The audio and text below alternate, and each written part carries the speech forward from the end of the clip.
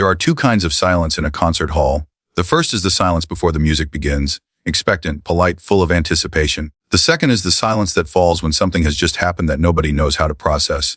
On a November evening in 1969, inside a recording studio on West 57th Street in New York City, the second kind of silence arrived without warning. It arrived because Nina Simone had just stopped playing mid-song, turned slowly on her piano bench, and looked directly at the journalist sitting across the room.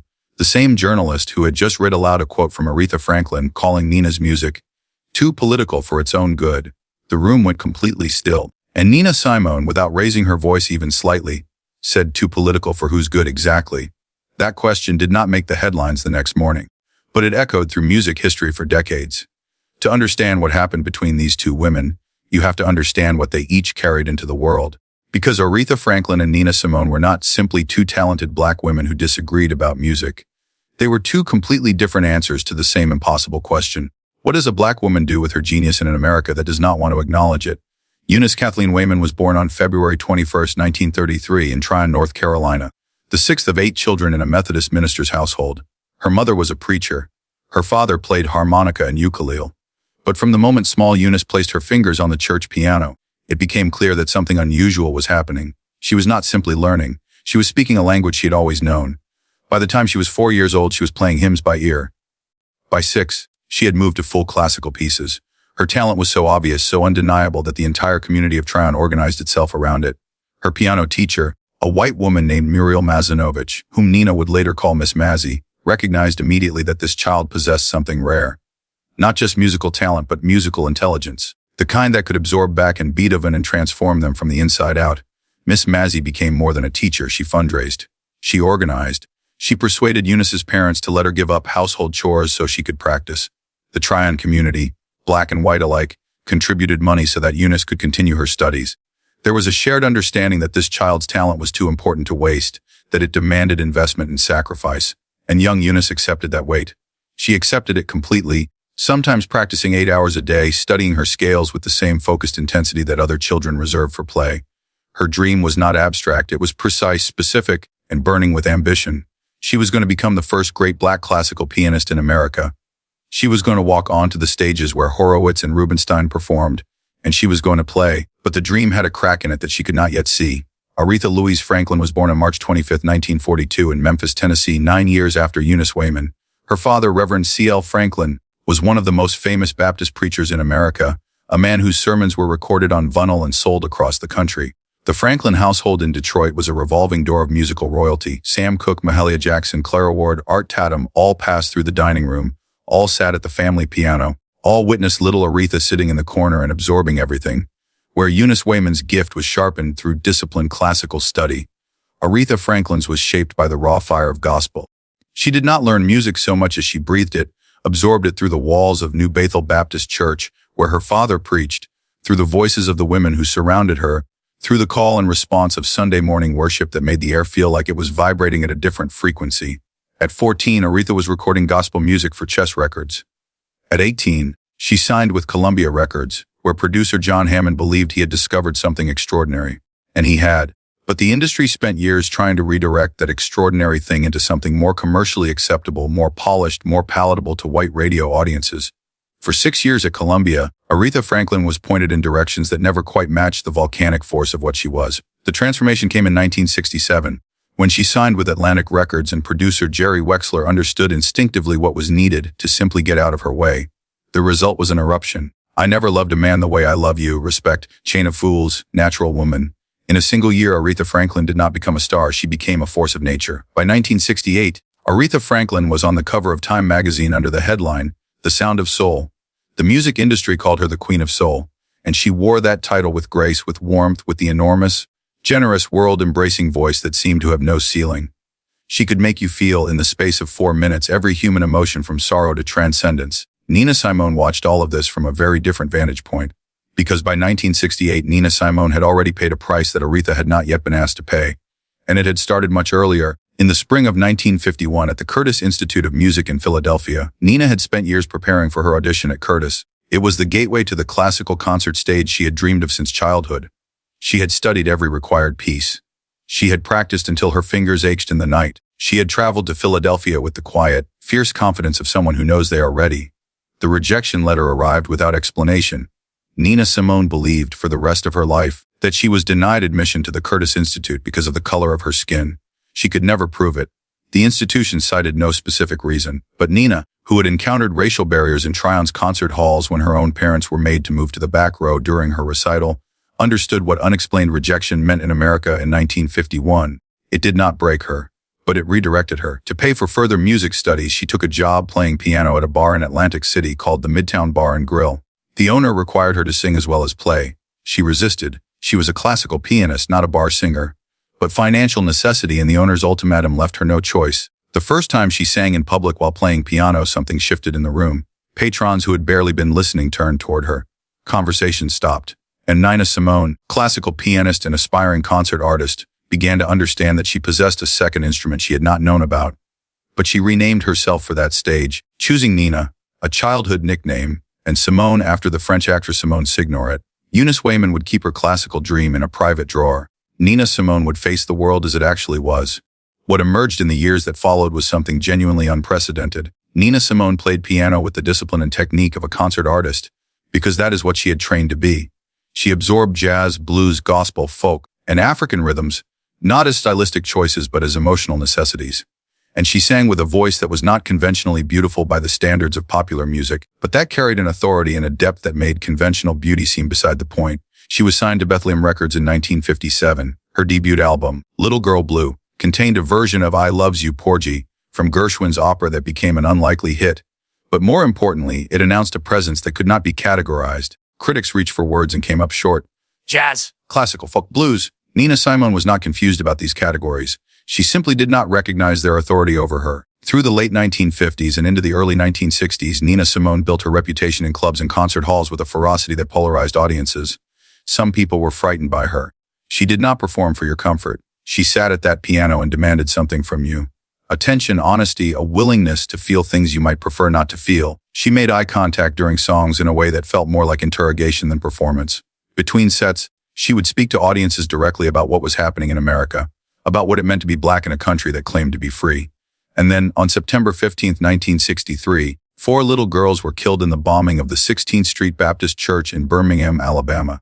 Nina Simone sat in her house on that Sunday afternoon and felt something she later described as a rage that made her hands shake. She had wanted to get a gun. She did not know where to get a gun, but she knew how to use a piano. She went to her piano, and in less than an hour she had written Mississippi Goddam, a song so direct, so undisguised in its fury, that the first time she performed it, some audience members laughed nervously, unable to believe that a black woman was standing on a stage saying these things out loud. She was not only saying them, she was singing them in a voice that made every syllable hit like a fist. The song was banned in several southern states. Record stores returned copies of the album with the record broken in half. Radio stations refused to play it, and Nina Simone understood, perhaps for the first time, that she had become something the music industry did not have a category for and did not entirely want. She had become a witness. Aretha Franklin, during these same years, was also navigating the complexities of race, gender, and artistic identity, but through a different channel. Her gospel roots were deeply political in their own way. Black church music had always carried within it the encoded language of survival and resistance. And Aretha was not indifferent to the civil rights movement. She performed at benefit concerts. She donated money. She sang at the funeral of Dr. Martin Luther King Jr. in 1968 with a version of Precious Lord, Take My Hand that reduced everyone present to tears. But Aretha's relationship to politics and music was different from Nina's. For Aretha, the music itself was the statement, the act of a black woman singing with that power, and that authority was already a political act, whether or not the lyrics mentioned specific grievances. She did not need to write Mississippi Goddam. She could sing, respect, and every woman, every black person, every marginalized human being in America would hear exactly what needed to be heard. These were not wrong positions. They were different ones. And for years, the two women coexisted in the same industry in the same cultural moment without direct collision. Until 1969. The exact sequence of events in the months leading to that November evening in New York has been reconstructed from several accounts, including those of musicians and producers who were present during various conversations. What seems clear is that in the late summer of 1969, Aretha Franklin gave an interview to a music journalist in which she expressed certain reservations about the direction some black artists were taking in their work. She did not name Nina Simone specifically in the published version of that interview, but people who were present reported that in the fuller, unpublished version of the conversation, Aretha had said words to the effect that some artists were letting politics swallow their music, that an audience needed to be able to breathe, that a song too full of anger eventually pushed people away rather than drawing them in. Word traveled as word does in the music world. Nina Simone received a version of what Aretha had supposedly said, and Nina did not ignore it, but she also did not respond publicly, not immediately. Instead, in the way that was most natural to her, she processed it through the piano. In November of 1969, Nina Simone was working on what would become the album Black Gold, recorded live at Philharmonic Hall in New York City. She was also giving occasional studio interviews, something she was known to find tedious but would occasionally agree to when she trusted the interviewer. On the evening in question, a journalist had come to the recording studio where Nina was working through some arrangements. At some point in the conversation, the journalist produced the quote, Aretha's words, or some version of them, about music being too political for its own good. The journalist read it aloud and asked Nina for her response.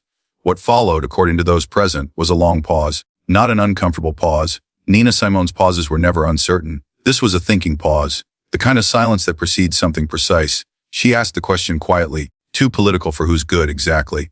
And then she turned back to the piano and began to play. Not a song anyone recognized, something that sounded like it was being composed in real time, something that moved between a back prelude and something much older and angrier, a progression that seemed to be working out an argument in sound rather than words. After several minutes, she stopped. She turned back to the journalist. Aretha Franklin is one of the greatest singers who has ever lived, Nina said. That is not the question. The question is what you do with your voice when the world is on fire. You can sing about the fire in a way that makes people feel the warmth and forget the burning. Or you can sing about the fire in a way that makes them understand they are standing inside it. I do not make music for comfort. I make music for consciousness. And consciousness is always political, whether you name it or not. She paused again. When 4 little girls were killed in Birmingham, I did not want to write a song that made people feel better. I wanted to write a song that made them feel the truth. Aretha sang at Dr. King's funeral and she broke every heart in that room with her voice. That was a political act. She may not have called it that, but the women who heard it in their kitchens on the radio, they knew what it meant to survive. Every time a black woman stands in public and uses her voice fully, without apology, that is political. The difference between Aretha and me is not that one of us is political and the other is not. The difference is that I name the fire. When portions of this conversation made their way to Aretha Franklin, filtered, compressed, and inevitably somewhat altered by the passage through various intermediaries, Aretha's response was, by accounts, more measured than might have been expected. She did not issue a public rebuttal. She did not escalate the disagreement into the kind of spectacular feud that the music press would have eagerly documented. Instead, according to several people close to her at the time, Aretha said something that contained more complexity than a simple defense. She said, in effect, Nina is right that what I do is political. I just believe that sometimes the most powerful thing music can do is remind people they are still here. Sometimes survival is the statement. And that, perhaps, was the real heart of it. Not a feud, not a rivalry in the conventional sense, but 2 women with 2 entirely different understandings of what music owed the people who needed it most. Nina Simone believed music owed people the truth, even when the truth was unbearable. She had been shaped by rejection, by the systematic closing of doors, by the realization that the America she had been raised to believe in was performing a fiction. Her music was born from that fracture. It carried the weight of it deliberately, with full knowledge of what it was doing to the people in the room. When Nina played 4 women, 4 archetypal black women, each defined by what America had done to her, she was not offering comfort. She was offering a mirror. Aretha Franklin had been shaped by the gospel tradition, by a father who understood that the black church sustained people not by confronting them with every wound, but by filling them with enough spirit to keep moving. Gospel music had always been about transformation, taking the weight of suffering and converting it, through the act of singing, into something that could be survived. Aretha's genius was that she could do this on secular stages in secular songs, filling Respect, or Natural Woman, with the same transcendent energy that the church had taught her. She was not telling people to forget the fire. She was giving them the strength to walk through it. Neither position was wrong. Both were necessary, and the tragedy, if there was one, was not that they disagreed. It was that the music industry and the media could only see their work as competition rather than as complementary acts of survival. Through the early 1970s, the distance between their public images grew wider even as their personal positions may have been closer than outsiders understood. Nina Simone became increasingly vocal, increasingly uncompromising, increasingly unwilling to perform for audiences she felt were not fully present to the meaning of what she was doing. She would stop concerts to lecture. She would refuse to begin until rooms were completely silent. She would walk off stages that did not meet her standards. The music press began to describe her as difficult, erratic, unpredictable. The vocabulary that is always available when a black woman refuses to manage her genius for other people's convenience. Aretha Franklin, with her extraordinary commercial success, was described as powerful, majestic, sovereign, the queen of soul. Her political edges were acknowledged, but gently. She was safe to celebrate because her celebration did not make you feel implicated in anything. Nina Simone eventually left America. The country had been asking too much of her for too long, asking her to be grateful for a version of freedom that she could see was incomplete, asking her to contain the anger that she believed was the most honest response to what she had witnessed and lived. She moved to Barbados, then to Liberia, then to Switzerland, then to France, then to the Netherlands, then to the south of France, where she would spend much of the rest of her life. She was not fleeing. She was refusing the terms of a negotiation she had never agreed to enter. In her absence, her music did something interesting. It grew in stature.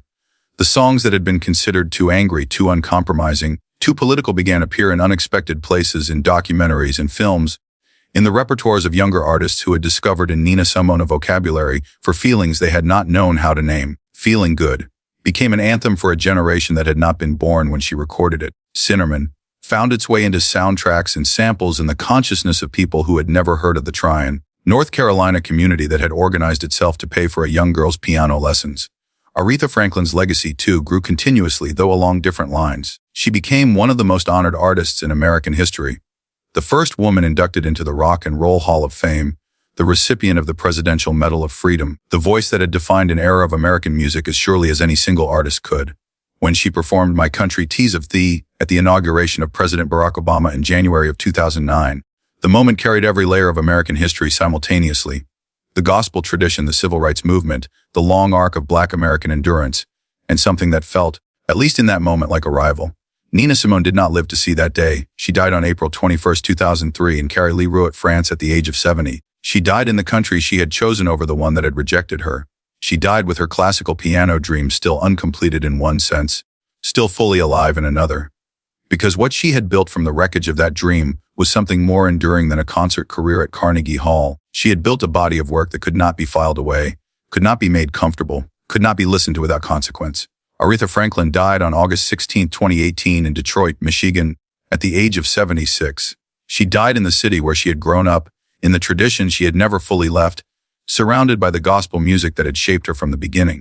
In the years since both women have passed, the conversation between their legacies has continued in ways neither of them could have fully anticipated. A new generation of artists, finding in their music not just inspiration but framework, not just beauty but instruction, has refused to separate what they built. Singers who move between raw political fury and transcendent emotional power credit both women simultaneously, understanding now what took the music world decades to articulate, that Nina Simone and Aretha Franklin were not opposites. They were the full range of a single thing. Nina named the fire. Aretha gave people the strength to stand in it. Both of them were right. Both of them were necessary. And the silence that fell in that New York recording studio in November of 1969, after Nina Simone asked her quiet, precise question, was not the silence of a fight beginning. It was the silence of a truth being told, the kind of truth that does not need a raised voice, because it has already been playing inside the music for years, waiting for someone willing to hear it. Drop a comment below. Which of these two approaches speaks to you more? The music that names what is happening, or the music that gives you the strength to survive it? Because sometimes understanding which one you need tells you something important about where you are right now.